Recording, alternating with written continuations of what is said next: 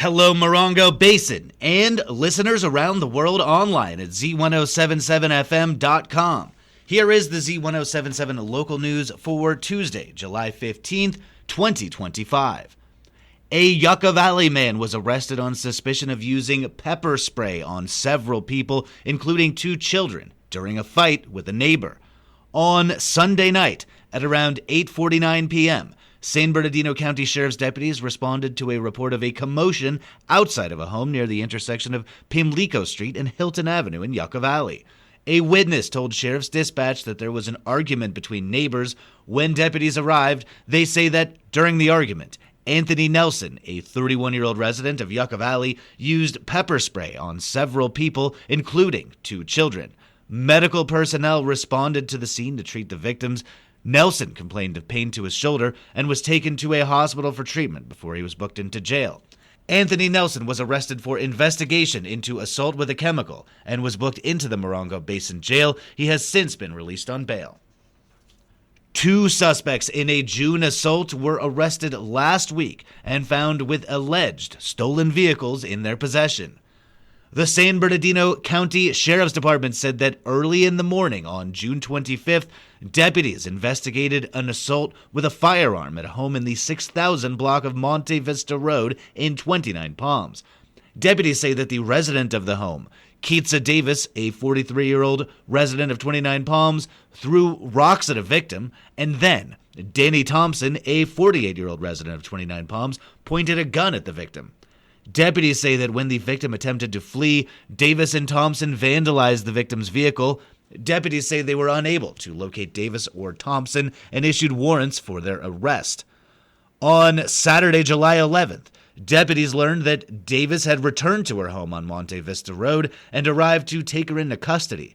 There, they say they found a Polaris RZR and a flatbed trailer that had been reported stolen from a nearby residence. A detective from the Morongo Basin Station served a search warrant at the home, and deputies say that Davis and Thompson were found to be in possession of suspected methamphetamine, drug paraphernalia, a loaded firearm, ammunition, and firearm parts. They were both taken into custody without further incident. Keitsa Davis was arrested on suspicion of assault with a deadly weapon and felony vandalism and is being held at the West Valley Detention Center on $100,000 bail. Danny Thompson was arrested for investigation of possession of a stolen vehicle, being a felon in possession of a firearm, and being a felon in possession of ammunition, and is being held on $130,000 bail. A dog who captured the heart of the Morongo Basin last month is recovering following surgery. Here's reporter Adeline J. Wells with more.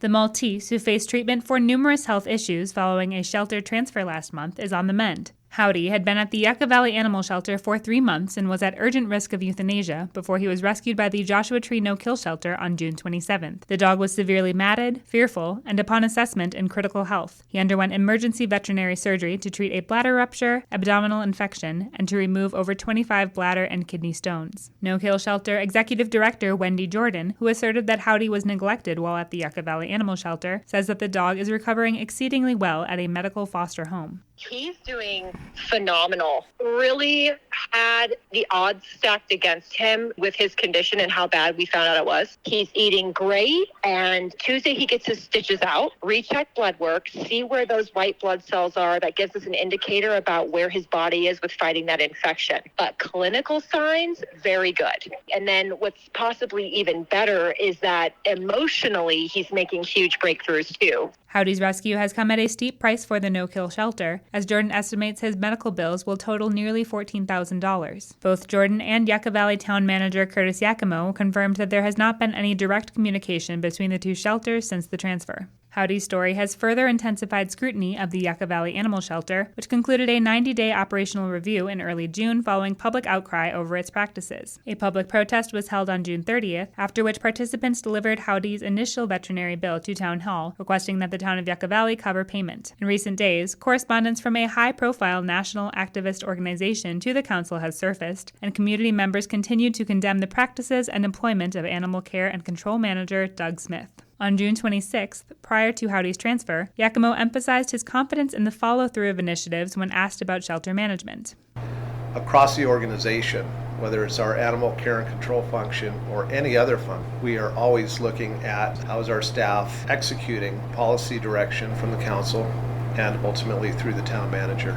We evaluate employees on an ongoing basis. Any of the actions that have occurred, are occurring, or will occur, obviously are confidential personnel matters. That said, we know the council is expecting, in this case, staff to execute the recommendations that have been drawn up and approved by the council. And I expect as town manager that I have that responsibility to ensure that that occurs, and that will occur.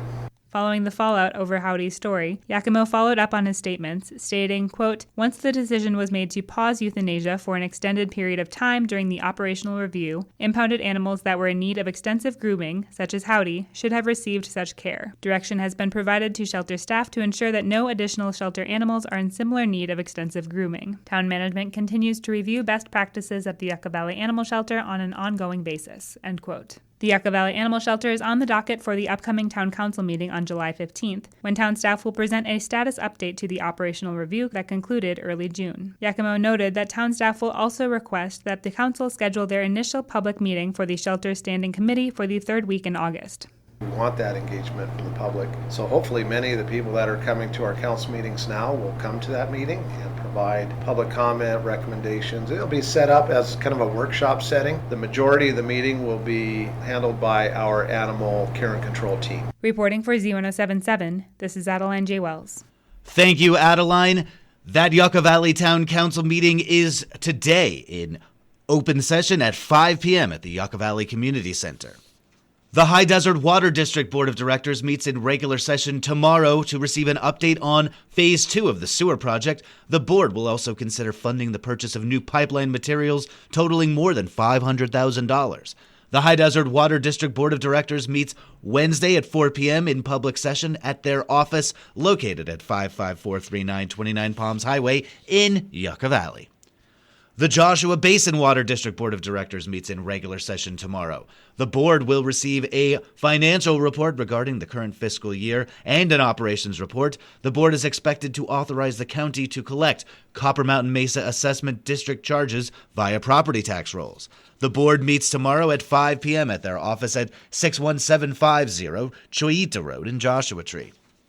And finally, today, July 15th, is a special date in the history of Z107.7, marking 36 years since the station went live on the air. Reporter Heather Clisby sat down with station owners Gary and Cindy Digneau to reflect on the station's early days, historical highlights, and how they see Z107.7 evolving.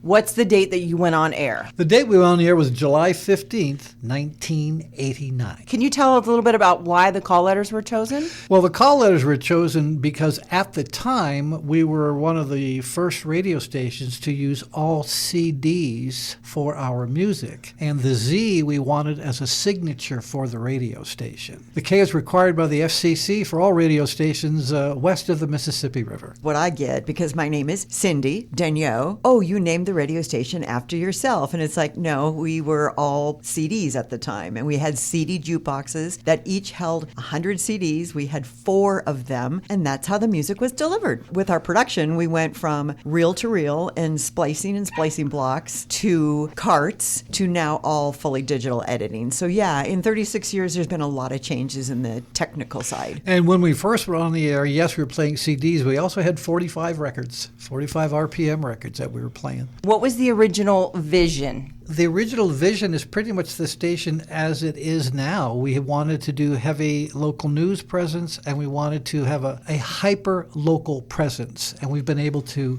do that and sustain it. I was a news person at the radio stations in 29 Palms and had been very active with the Associated Press and the Associated Press nonprofit organization. And you had to convince your bride that this was a great idea? Yeah, actually I had worked on it kind of in the background for a while before I came to her. When I had to borrow some money is when I went and said, I want to let you know what's going on here. And she kind of went, you're what? Actually, my background has always been in broadcasting. I went to broadcasting school in Minnesota and started working in Wisconsin, and then eventually made it to California. And I met Gary. We moved to the desert to work for what was then KDHI, Katy High Radio, an AM radio station. And K-Queen. And K-Queen. Yeah. That was the other one, Yeah. named for the Desert Queen Ranch in the national park. And when the opportunity came, the license was allocated to the 29 Palms area. Gary jumped on it and said, hey, let's apply for that license. And we did, and we eventually got it. We applied in early 1988. We were actually awarded the license in December of 88, and then started construction to go on the air in July of 89. When you apply for a radio station, you have to locate a transmitter, which has to be approved by the FCC. The frequency has to match with other frequencies in the region, all of that kind of stuff. So when we applied, planning to put our tower up on Copper Mountain, where there was already a cluster of radio towers in an old radar facility on Copper Mountain. When we went to the Marine Corps to get those permissions, they told us that they couldn't put private commercial entities in their property, so we had to find our own. So we ended up leasing the other side of Copper Mountain and developing the property ourselves, which is now a fairly sophisticated communications multi-use site. Yes, and that lease is with the Bureau of Land Management. Yeah. So Oh, that was a okay. whole nother set of Yeah. hoops to go through. But the biggest problem was it's a mountain and there's a lot of bedrock. And it's a very rough road. We always had to have a very capable four-wheel drive vehicle to get to our transmitter site on Copper Mountain. To listen to the full conversation, check out this story at Z107.7FM.com. Reporting for Z107.7, I'm Heather Clisby. That's our local news. Hear local news 7 times a day, 7 days a week at 7, 8, 9, noon, 4, 5, and 6. Reporting for the Morongo Basin News Leader, I'm News Director Jeff Harmatz.